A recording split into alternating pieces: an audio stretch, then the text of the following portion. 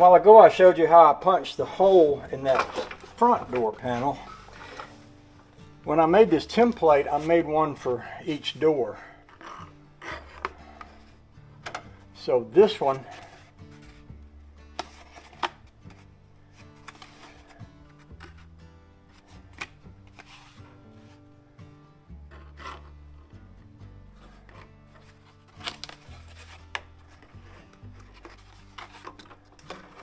took me a while to figure out how the template goes. So this one is for the back door, and the back door has the same thing. I've got this little piece on here for an armrest. Now I'm going to face you over there. If you look at that door, you notice that wrench hanging off of there. Well, on that door, I used that wrench as a pull handle so that if you're sitting in that back seat, you can reach around and grab that wrench and slam the door. That way you're not pulling on those 90-year-old door handles and that 90-year-old window crank. I'm going to do the same thing here. It's going to require another hole in the other door panel, which is the back door panel. So I'm going to use this template to do that. And I'm going to take this template right over there. And it's going to be pretty much the same drill, but you get to see it twice because I'm going to do it twice. So here we are.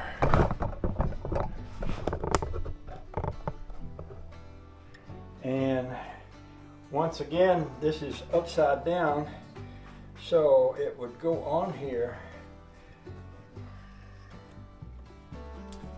Well, let's just say this is the back door as it's sitting on the car. So these two pieces with the door handle here, and am I doing this right? It's easy to not get it just right. So let me get my bolts. And we're going to do the same thing we did before. I'm going to put the bolt through the door and through. Let's see, now on this one it's going to be this. There's the one handle.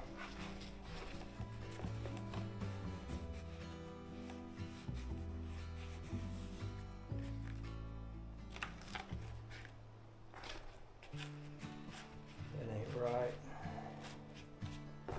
Maybe it's this way. Yeah, that makes more sense. Sometimes you have to look at these things to figure out what you're looking at. I don't know if that made any sense or not, but put that there. This one will go here.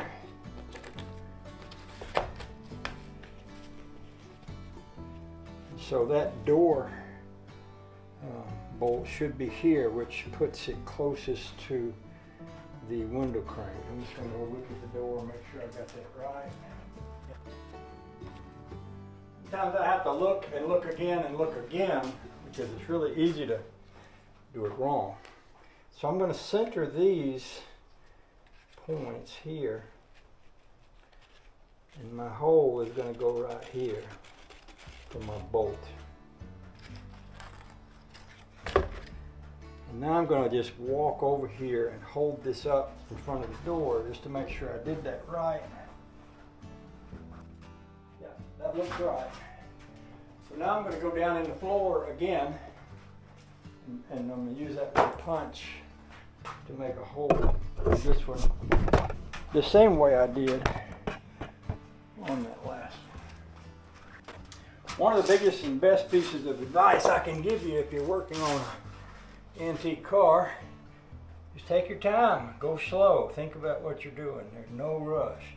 The car's been around for over 90 years. It'll still be here. After you've taken the time you need to think through what you're trying to do to make sure that you don't make a mistake. And it's easy, it's very easy to make a mistake on a car, on an old car like this, because you get in a hurry. And the worst thing you can do really is to get in a hurry when you're doing anything, I believe, especially something like this. Okay. So we'll take this over here to the door, make sure we got it right. you can come with me. We'll test fit this.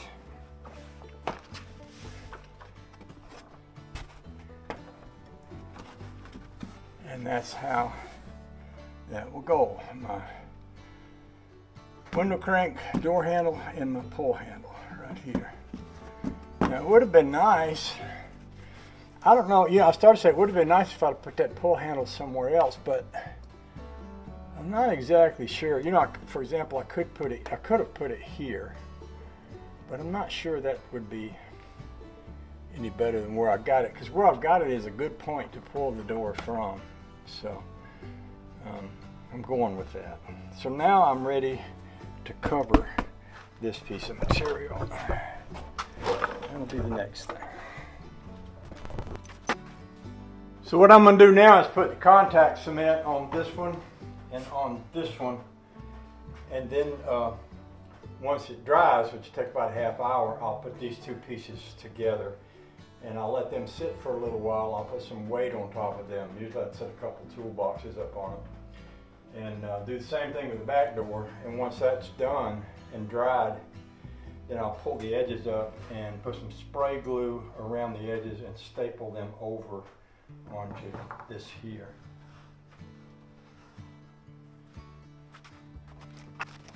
And I've mentioned this before, but I put a little bit of plastic over the lid so that the lid doesn't glue itself to the can.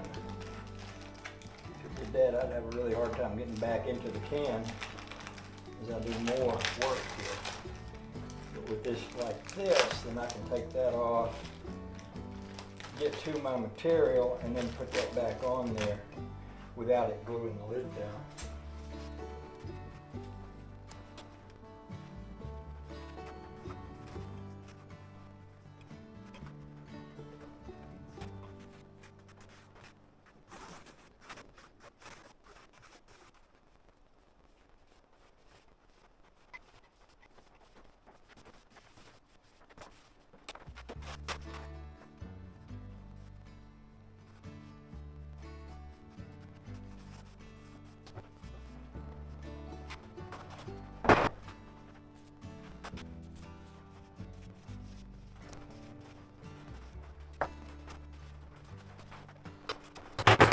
Okay,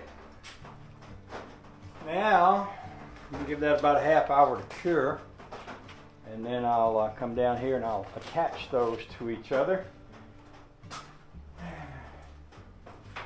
So y'all can take a cigarette break if you want to. Go get yourself a cup of coffee and a Mountain Dew and a RC Cola and some things like that.